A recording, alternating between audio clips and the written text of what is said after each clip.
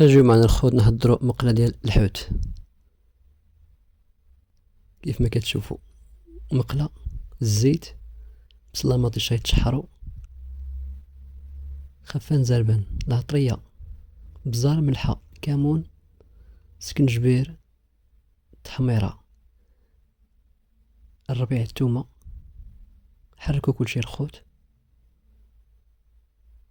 هذه هي الهبره ديال الحوت ديالي. غنلوحها باش تقلى ليا. نخلط كلشي، شويه ديال طوماط كونسونطري، نخلطو شويه الهريسه ما نساوهاش، البيض غنديروه من الفوق، وهي المقله ديالنا وجدات شويه د الربيع من الفوق نغطيوها. هذا هو الشكل ديالها. تحياتي لكم.